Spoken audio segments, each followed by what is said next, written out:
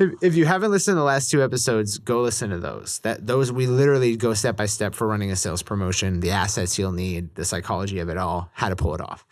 And then we talk about doing that for Black Friday specifically in the last episode. Now, if you're in a situation where you have another offer that you're going to make on Christmas that's different from your Black Friday offer, significantly different, you can use that as your first opportunity to create a repeat purchaser from the customers you create this Black Friday. You are now listening to the Creative Juice podcast brought to you by Entrepreneur.io.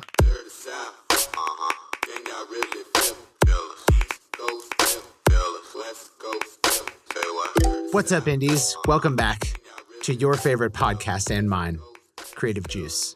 With me, as always, is my co-host, Corrin Campbell. How are we doing today, Corrin? So good, man. It was leg day today at the gym. Ooh. So this is going to be one of those episodes where people post the actual start time in the YouTube comments. Word. Well, that's a good mode of being to adopt for this episode. Guys, I don't want to waste your time here, but last week, just to reiterate, we talked about running sales promotions. And the week before that, so last week was Black Friday. Week before that was just overall, how do you run a sales promotion? But last week was specialized to Black Friday. And we planned this. It's no accident that this episode is what it is. In this episode, we're going to talk about tying the first purchase that someone makes from you as an artist to the second purchase that someone makes from you as an artist. I love because, yes, it's the best. Because if you just go and create a poop load of customers over the holidays, the worst thing that you can do is be like, oh, I killed it. You didn't kill it. You have more work to do. Exactly. This is when the true work begins. Yeah. And really, this is what separates the people who like pull off a stunt from the people who end up with like a real business, is that they're like, no, we're going to go to the next thing. No time for love, Dr. Jones. Put the celebration hats down.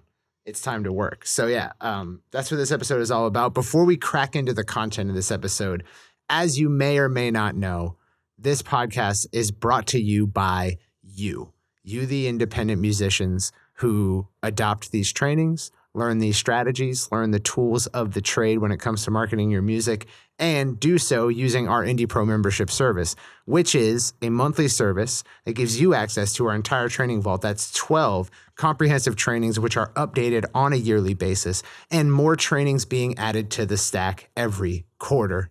And if that wasn't exciting enough, with it also comes live Q&As and audits every single week, a new live training where we report something absolutely groundbreaking from our agency case studies every single month, and a suite of exclusive deals on marketing tech, business tech, and things that independent musicians frequently need, like mixing and mastering. Now, I didn't have that written. That's not a script. That's how fucking excited I am about Indie Pro. And if you're not a member, like the 900 other indies who are currently using it to their advantage, I highly recommend you go to entrepreneur.io/episode 110. You go into the show notes and you see an exclusive deal to join Indie Pro over this holiday season and start putting what we talk about this podcast to the best work that it can provide. And with that said, let's get on with the episode. Dude, I'm excited about this because, and I'm sorry that I reference the indie founders so much, but it's a brilliant program with lots of, really high executing, highly motivated indies in it. And one thing that we do is we kind of outline when we go through their merch offers, and we develop a SKU system, and we do all of this work with merch and look at margins and, stuff like that. But one piece of the spreadsheet that always gives everyone a panic is the funnel budget planning spreadsheet, right? Where you're looking at your net profit or net loss, right? Based on how much it's costing you to acquire customers. And something that we highlight every time we go over this with the founders is like, hey, look at how many people that are on your list that you don't have to purchase, that you don't have to acquire through ads. And when they see the difference between offering a new product to people who are already on their list that they don't have to acquire through ads, they're like, holy crap, I just went from breaking even to profiting hundreds of dollars, And so like turning people who are already in your ecosystem into another, customer or a customer again is game changing in whether or not you're going to have a sustainable revenue generating business. And so, I mean, I love this section. I'm so stoked to be talking about it. Absolutely. Yeah. And so before we get into this, right, because this whole episode, we're going to talk about a situation where someone's become a customer of yours and then some time has passed and now you want to make a repeat, buy. You want to incentivize a repeat purchase. But just before we do that, like the best time to create a repeat purchase is immediately after the first purchase. Right. Usually with a discount, right? So some incentivized second purchase afterwards, which is why we use funnel tech. It's why we use ClickFunnels. It's why we put up with ClickFunnels bullshit. Guys, ClickFunnels is not a good product. It just happens to be the only one that gives you this really specific set of things in one product without you having to buy a bunch of other shit. So ClickFunnels allows you to do upsells. When people check out for their thing, they were brought to another page where if they just click one button, it can add something else to their cart before they actually finish checkout, before their cart is charged. They can also click to just say they don't want it. But this upsell, it's like it capitalizes on the fact that like the most likely someone is to buy something else from you is right after they just bought something from you. It's weird. I didn't believe it at first when I was first told it, but I've seen it play out in hundreds of businesses and tons of artist careers. So just know that it's more advantageous for you to have an offer immediately after buy before checkout is done. But then we're going to talk about what if that doesn't happen or what if it does and now you want to generate a third purchase. That's kind of what this episode is about. Yeah. Well, I think I actually have always I believed it when someone told me like, yeah, you want to get someone to almost like submit an extra order or buy something. And we've talked before about McDonald's and like, would you like fries with that? Right? Like that's not a new concept, but I don't even think we're really talking about that. That's, the ClickFunnels and like bundle upsell is one thing, right? Because it's still kind of a first transaction, or even if it's somebody who's a repeat customer, it's a transaction that's happening at once, which is kind of the cool thing about an order bump or a one-time offer upsell. But like talking about how you convert people again, like a day later, 2 days later, whatever, that is, something that I think a lot of people are like, man, but they just bought something. Like, aren't I a jerk if I offer them something again right away? And it's like, no, because they're in the moment with you still, right? Yeah. Maybe even they're more excited to buy. They're like, oh man, I wish I would have bought that thing when I went through the funnel. And well, they didn't say funnel, but you know what I mean? Like they're saying like, man, I wish I would have got that thing. That was a cool deal. So figuring out how to, get that to happen again, it's a great time to just make sure that they, if they feel like they missed something or when they're in the moment, that you're offering something to them. Yeah. And it's like, that's only really like also not just McDonald's, right? Also like Amazon does, like tons of places do this. It's just like, some of them, the actual offer to put more into your cart comes before or after like the real buying decision. Right. And I think that after the buying decision is actually more potent than, trying to add something into their cart before checkout. That said, Yeah. it's not the point of an upsell is not to sell someone something that they could have just gone and bought if they wanted to. It's about giving them an offer that is not available anywhere else. But and really, it's like you're not going to explain this to a customer, but and I know that there's a known predictable cost that it took to get that person to that point where they're ready to check out. And all you're saying is instead of paying the acquisition cost again to like Facebook or MailChimp or God knows whoever, why don't I just give you that savings on another product?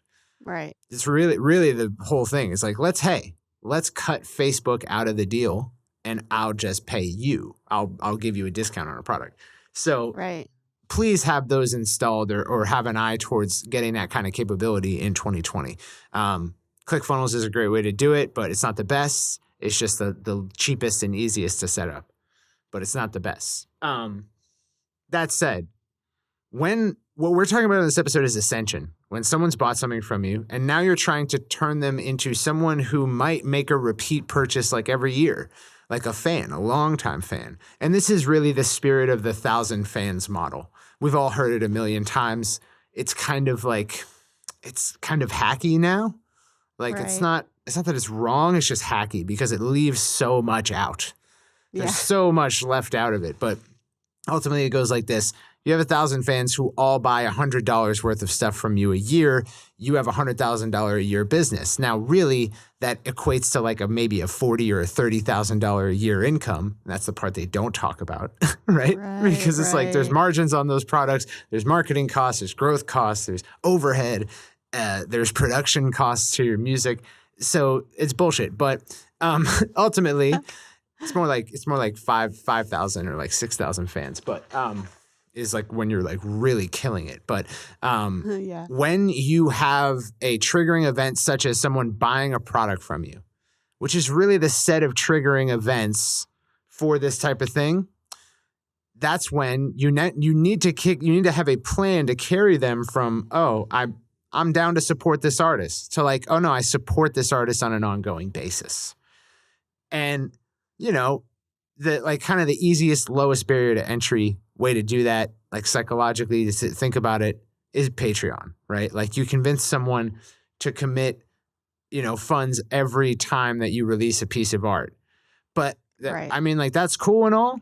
That's so dope that we have that platform now, and we can even build our own Patreons, which is what I recommend.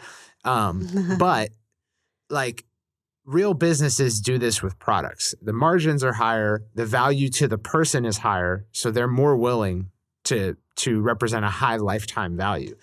And so what I want you to get out of that is that when someone buys a product from you, they are now in this ascension sequence, right? You now have to immediately, like as soon as you can, nurture them and then offer a follow-up product. Like if you're a business, if you're trying to make this like a living, something that sustains itself, something that, creates jobs for other people, you need to think about, raising that lifetime value on a like pre-programmed basis every time that you make a sale. It's funny because I got suckered into, well, not suckered, but I got like in this whole thing. It was done to me recently. If you're on YouTube, I'm going to show you my pretty new purse from Dooney and Burke, and they, it's a brightly colored like robin egg blue kind of purse. It's definitely not like their typical brown leather kind of thing, right? So then I bought that and they were like, hey, here's a discount code for all of the brightly colored things we have on our site. Like they were running a sale anyway, and they gave me a discount code for a bunch of other things. Yeah. So then I bought a bright pink bag that was of a different shape and 2 like wallets that you can put in the purse or you can just carry like as a wristlet or whatever. And so like my second purchase from them was way more than the first one, and I was like pretty impressed. I mean, they're one of my favorite purse companies anyway, but I'm like, all right, like some legit follow-up marketing. Like this was good. So Yeah. I totally identify with being that person who's like, yeah, I'm in the mode right now where I'm buying things of a bright color.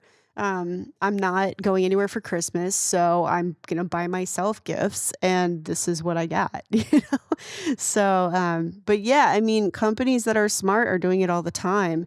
And if you even think back to maybe times that's happened to you, it might help you kind of identify like, okay, like how does this happen? Like, how do I get this done?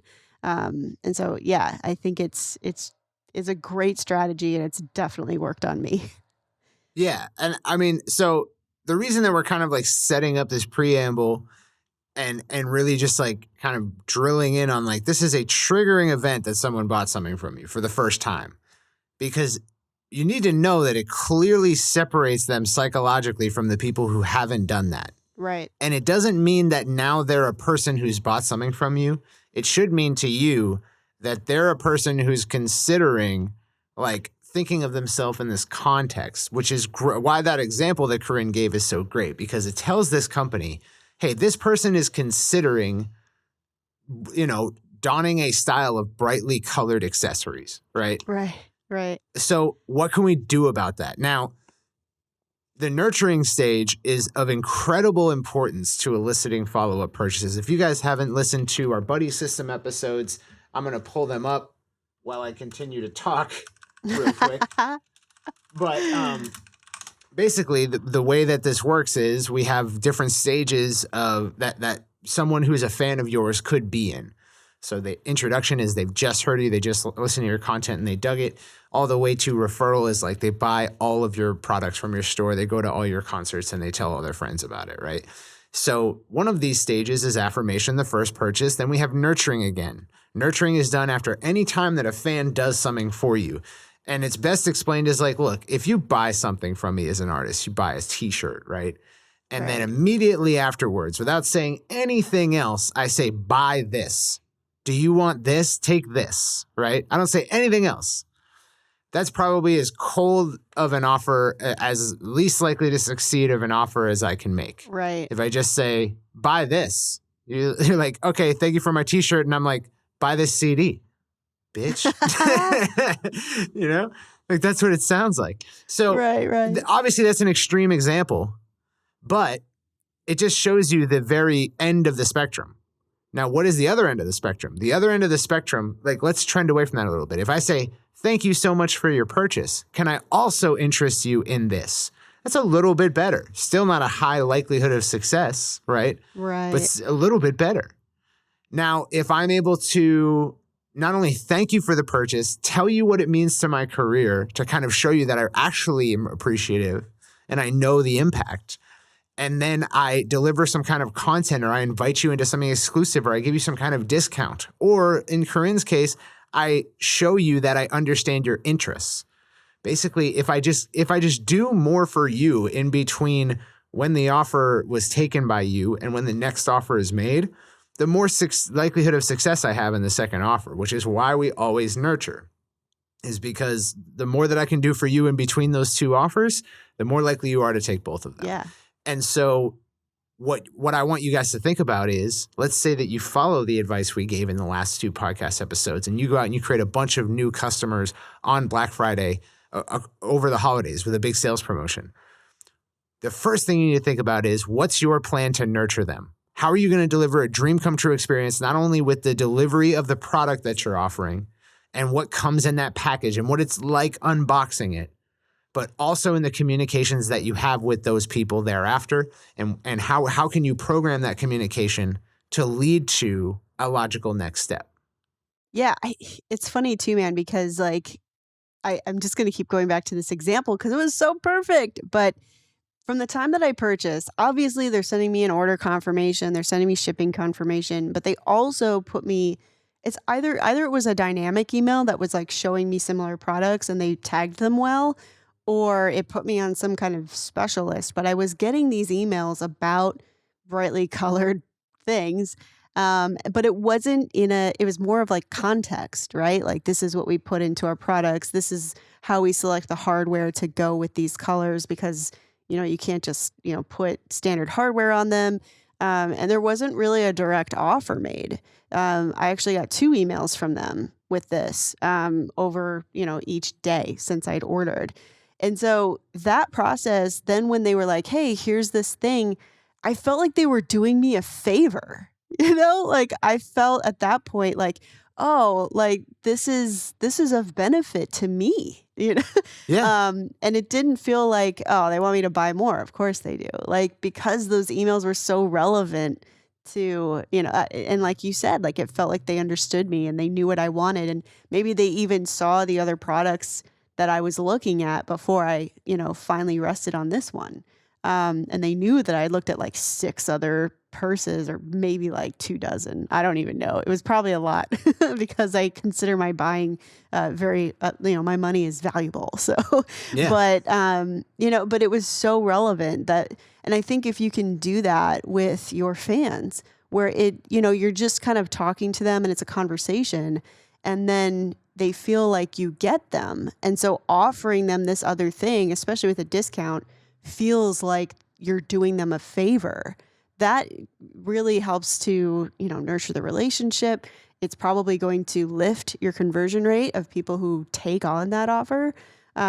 Because at that point, it's like, it's not feeling like a sales pitch. And I think that's really important. Yeah. And I would say that like it's there, this takes all different forms, right? We have like the immediate upsell. Then we have something maybe like you're doing a one email after the purchase, like, hey, thanks for buying. Here's a discount code, right? Like e-commerce does that a lot because they can get away with it because the products they're selling people actually like might need existentially, like they might need it to exist, or for their dog to exist or for, this or that thing to be true, so like they're buying products, fix a problem type products, not, your CD or your t-shirt. So like you can try that. You can try sending out a discount code, but what might be even better is to do like in our email marketing for musicians training, which is inside Indie Pro right now, by the way. You could use our A series, not ours actually. I think this is a Ryan Dice and maybe even an Andre Chaperone concept, but basically after a purchase, deliver not only the delivery email and the confirmation email, but then maybe some content before you send the actual like discount code. Like, so have an email automation that is triggered by them joining a new group or getting a new tag on your list. And that tag or that group is added when they purchase. So boom, once they purchase, it triggers this automation. And that automation starts with confirmation, and then it goes to content and nurturing. And then maybe you can even inject some principles of influence. You could use commitment and consistency. You could ask them for a testimonial on the product they bought. A safe amount of time so that it got delivered to them if it's a physical product. But then you're sending them an email, 12 days after purchase or 14 days and saying, hey, I just wanted to know like how it was. I did this for the for the shipping and all that. I was hoping it was a cool unboxing experience. If you could just send me a cell phone video letting me know. I would love to hear it. And it would also be cool to like throw up on my page or whatever. And so having that, now you're creating marketing materials for the top of the funnel, which is awesome. And that's called user-generated content, which is super important. But also, then now they've said publicly, oh, I dug the shit out of this. And when we say that publicly, it reminds us. And it also weaves its way into who we are. Right. Because what I say publicly is who I am. Like it's all my public statements and my public commitments. So it's just a good way to kind of like remind them like, look, we're here, man. We're here. You're wearing my t-shirt, right? Yeah. Yeah. And then deliver the discount code or then deliver this special offer. That's one form it can take. So, it can be as short as a day, but it can be as long as until January of next year, until February of next year. I mean, if you've got an album getting ready, like these customers you create during this holiday season could probably be the pre-sale and initial wave of buyers for whatever your next big release is in terms of a product line, whether that's a new album you're putting out, whether that's some new merch you've got planned. And you can take a much more interesting long-term nurturing path to that offer and get them in early on it. So if you're building a new album now, it's like, okay, you don't even need to send them exclusive content that you have to create. Just let them into the creation process of your album as it's going on. It's free to you. It's no extra costs. It makes them the perfect customer for whatever products are associated with that release when it comes out. So, right. Really think about what's your next offer going to be and then use that to inform how you're going to nurture your audience. Yeah. I think, we've talked about that too, like a long time ago, but like Indie 2 are running like the standard ultimate album launch, which is another training in our pro area if you're interested in checking it out. But just pluggy. But that's a very, because what you're doing is you're finding new people, right? And you're giving them some background. And, I've said before, like how much easier would it be if you could have that running, in the background, and then the follow-up was immediately the content that is coming out of the production of your next record, and then you're just recording it as you're doing it. Also, like, if you create 100 customers this holiday season, like that'll make your next album launch so much easier if they're already there for it, Exactly. Yeah. So And that's, for some indies that have gone evergreen, stacking those albums, right? And stacking the content from those albums, really, it can really give people a full scope of your artistry and, make decisions about whether they want to support you and are passionate about what you do as an artist. So it just, lets them get to know you better and better. And then when you make offers that are relevant to all of the content and all of the interaction they've had with you throughout this time, it's not a jump to be like, hey, I have a new album, give me money. It's more of like, hey, we've gone through this journey together. And if it's actually spread out over time, that's a whole different thing than the album launch where you're like, content day 1, content day 2, content day 3, right? Like this is something that they feel a part of the growth of the development of this thing. And so it's a no-brainer that they're going to, want to get some memorabilia of that whole system and support you. So, I think that's a really cool kind of way to do it. Definitely. Yeah. I would say, I mean, your earliest opportunity is probably like if you create customers on Black Friday, like they might be repeat customers for a Christmas special. So like running another sales promotion is going to accomplish some of the ascension for you. But I would really love to see it that some indies are like, you know what? I was working on an album launch. I have a subscriber base. I'm going to turn them into customers this holiday season. And then I'm going to use them as like my beta testers / like street team for this upcoming album launch. They're going to give social proof to my posts and to my sign up pages and testimonials. They're going to be there with me. They're going to definitely be potential customers for the offer at the end of it. And there's just so much you can do with that. Really, the point of all of it is to just make sure that any triggering event like a purchase has a plan for ascension behind it. But this might be your first opportunity to do that if you haven't yet. So I think you really want to drill down is like, what's your offer for this Black Friday first? What's your offer for Christmas? Can you tie those together? If not, what's going to be your sales focus or your promotion focus for 2020? And this could be an album launch. It could be a single series. It could be a recurring content series. It could be new merch. It could be a redesign of a store. There's all types of triggering events for you. Right. But ultimately, once you know where you want to lead them, now you're ready to start thinking about, okay, I have a 40-day nurturing path, or I have a 20-day nurturing path.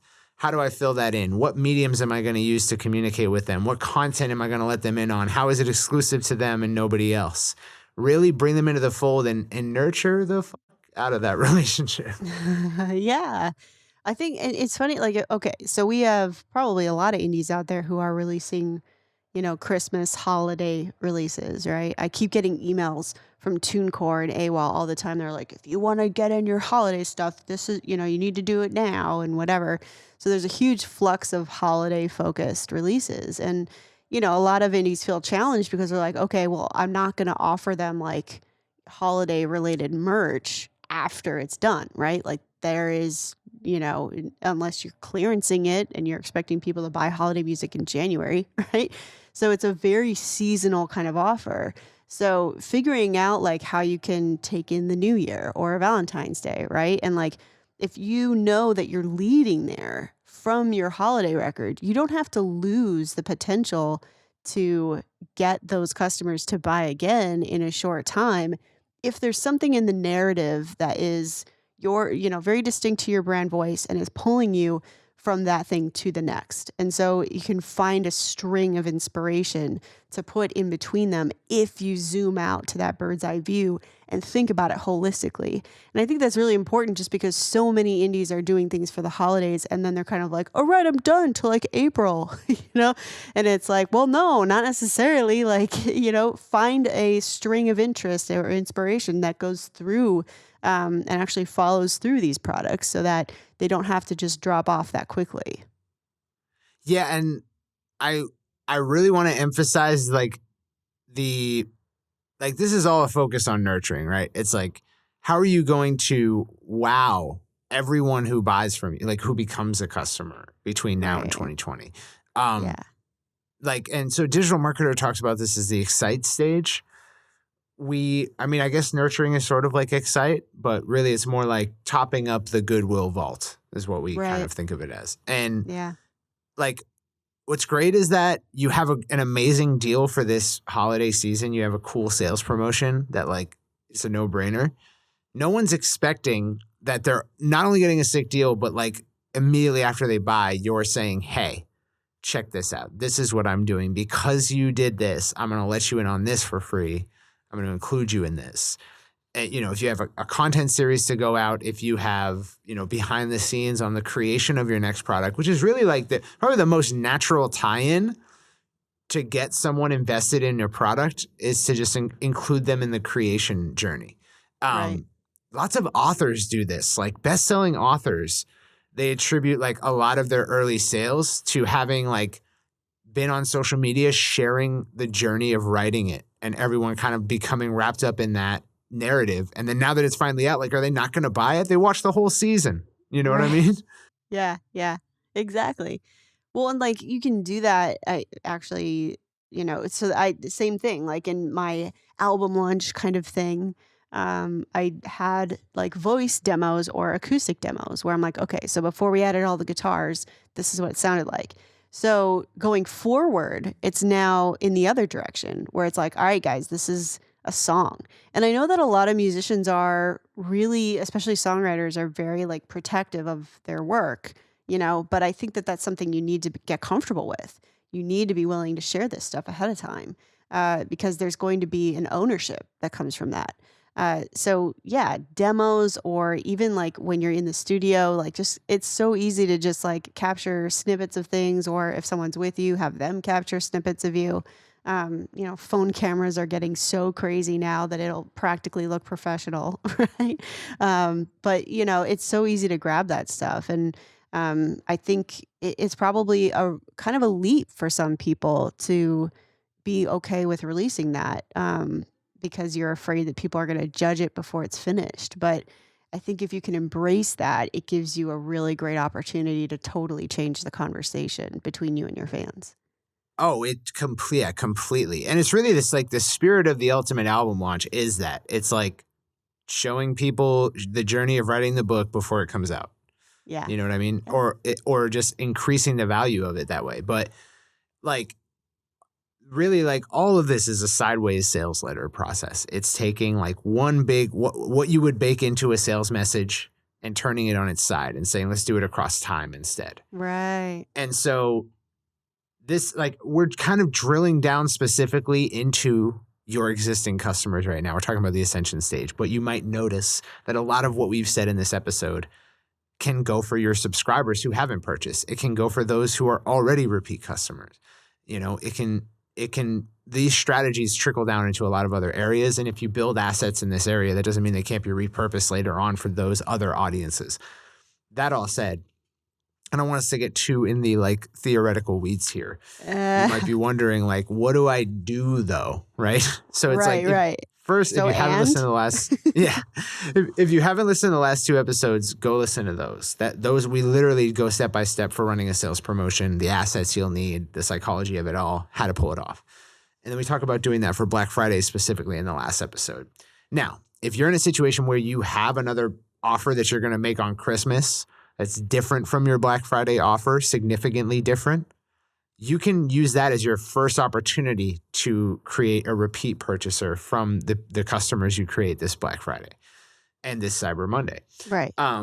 That's probably your first opportunity, if not an immediate upsell in a funnel, right? So you should look to that if you do have that kind of offer. If you don't, you should look to what are your plans for your next release or your next, merch release. There's, like, obviously, you can run New Year's promotions. You could run a promotion like for Valentine's Day in February. There's, you could try the same thing that you tried at Christmas at another time, and maybe they're ready. But ultimately, I want you to drill down to where is your next offer going to go, and what is it? Once you know that, you now need to figure out, okay, how do I automate it so that as soon as someone purchases my upcoming sales promotion, they're put into this group or this tag in my email list? And then then you just need to build an email automation that's going to deliver them content. Don't think about the content that has to go into it right now. Just think about it from the automation perspective. What do I want to do? So first you want to thank them and acknowledge their previous action. Like really write a heartfelt email that just tells them where their purchase helps you. Like, what are you going to do with it? What does it do for your career? Go out of your way to thank them. Another great way that I really love is thank them in the ad platform. Shoot a short video on your cell phone and run an ad retargeting those who made it to your order confirmation page on your website for your Black Friday promotion. Right. Retarget those people with the thank you. And literally every time I've done that, it's had a positive return on ad spend. So people just go and buy other stuff because you did that. So Right. just do it. Then it's like, how long do I need to transition them into a content series? Because that's going to dictate, like, am I going to give them a couple pieces of exclusive content, maybe demos I'm working on, maybe songs that were never released that no one else has heard? That's like more of a 1 to 2 week kind of email series. Or do you need a month or more? Because then you're transitioning into like a recurring content series that's exclusive to your customers. What's great about that is that the whole time that you're doing it, you can get the message out to those who haven't purchased anything yet and just say, like, look, until this time, anyone who buys anything from my store, I'm also going to be giving this. So now you can use that, the fact that you're doing that with your existing customers. Maybe it's a behind the scenes of your album creation. Maybe, it's behind the scenes of a tour. Or maybe it's just a letter that you write to people every week and you respond to all emails back. Whatever it is, you can incentivize more customers, more potential customers while you're doing it by just kind of getting the message out there that, hey, I'm doing this with my audience of people who have supported me in the past. If you want to be included, I'll include you for free if you just grab anything from the store. It could be a bracelet. I don't care. Right. So that kind of longer term nurturing can bring you all the way into January or February when you're going to actually be releasing a new product. It could be an album. It could be a merch line. It could be anything. So that's kind of like nuts and bolts. Like that's what you need to think about right now. That is your step-by-step. Right. Well, and I think too, this really highlights the need for diversifying your merch. A lot of indie, and we've talked about this. Do you know the episode, Cirque, where we talk about the levels of merch, right? When we recommend starting at like 3. But, once you get to a point where you've got some potential for this, it's really important to be like, okay, I have these 3 products. People have bought these 3 products and now they've run out, right? There's nothing more to add to the conversation. So, making content a kind of like a merch item, right? Where it's something new that they're consuming, even if you don't have something that's merch right now to add to your current catalog. Making sure that you've constantly got something new for people to engage with, whether it's actual merch purchases or whether it's content, but it really needs to be both. It can't just, I know a lot of musicians really get focused on content. And that's great. It's good that you're, keeping people enticed in the story. But if your merch kind of, tops out at 3 products, the people who are really with you, don't have anywhere to go. So we've talked about that before, how it's really essential that you've got one product available to, the person who bought the last highest price or last newest thing, right? Like, you should always have merch that's like a level above the thing that has had several people buy it so that there's always something there. So, I think this really, as you look at that bird's eye view, kind of planning forward your merchandise to support these nurtured offers over time is really important. It's interesting too, because like, this is a conversation that Jesse and I had the other day. We were talking about one of our agency clients, how, there's kind of a connection throughout from like a lot of people are like trying to find like buzzy fan finders, and, get people's attention. But sometimes indies kind of miss out on like, oh, there needs to be a connection and narrative from the time that we start the video to the, the nurturing process through, an album launch or email automation or something like that, that then ties into the products that we're offering. And so when you, like I said, zoom out and see all that, I think it really makes more of the construction of these offers and then larger offers, and it makes that a little more clear when you have a bigger plan. It's really easy to fill in the gaps once you've kind of planned it out. So that's something I definitely recommend if you're looking at your Black Friday stuff, and if you haven't formed it yet, or even if you are trying to brainstorm things in the future, try to find something that fits almost like a storyline, because it's easy then to kind of fill in the emails that go with it and fill in other products that go with it, and kind of know what that, not end result, but like the later result, try to tie them all in together, because then it helps you to kind of guide that conversation in a way that doesn't mandate that you're constantly just producing things off the whim. You've got a whole storyline going. Yeah, absolutely. Just to touch up on that, that's episode 99 where we talked about merch strategy. Yeah. If you go to entrepreneur.io/episode 99 or 67 through 70, which is our buddy system episodes. Yeah. If you'd like to Circ with those more. podcast URL wins. Yeah. But yeah, so I would say that you have up to 3 months to clearly tie these people in, these people who are willing to support your music career to a higher level of support. And you don't have to lose them all, is what I'm saying. You don't have to call it a day when you do a successful Black Friday sales promotion. Right. Now, what we're talking about is like offering value to people, right? So obviously, like, it has to be a product that people want. And if you don't feel strongly about what you're offering, or you don't know what to offer, then I would survey the people coming in on your promotion or people on your email list. But ultimately, if you've got a good, lead on the pulse of like what your audience digs, now is the time to kick it into high gear. So Black Friday is literally just the beginning of a potentially much greater opportunity. Right. Well, and then also, like, if it's successful, it gives you this kind of revenue, all of your margins to make investments into the things that are following up. Yeah. So that's another, like, it's very difficult to take money that you could put in your pocket or buy Christmas gifts with, right? Because I know that life. Like, I know the indie life where you're like, I made $200 and now I have to buy something else with it, Yeah. But in the end, like, those margins keep turning into margins. I mean, we've done that at Indepreneur as well, kind of made hard choices to make sure that the lifeblood of the company is alive. And so that's something that you end up having to do with this too. So if you don't have that follow-up to invest in, it kind of stagnates the growth of your music business. And I think that's something that, you kind of got to keep in mind as these sales happen. If you stop after Black Friday and don't have somewhere to go, it really cancels out a lot of your work there.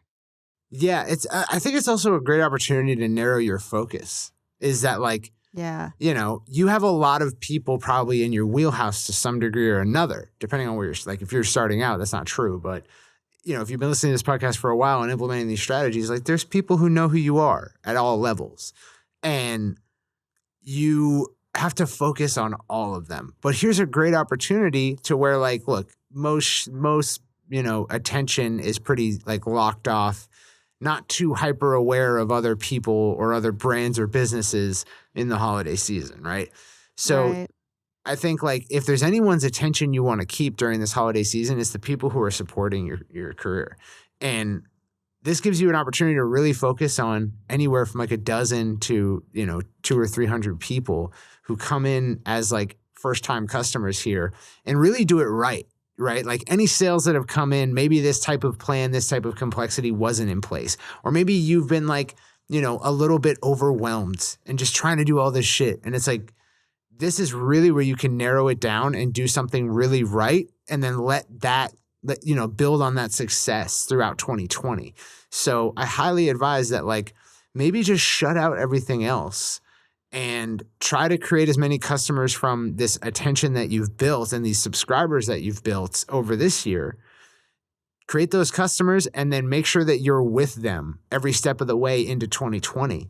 And you're really learning about them and what they like, and then delivering an offer on the other end that is truly exclusive to them, that is respective of all that you've learned from them and all that you've talked to them about during that time.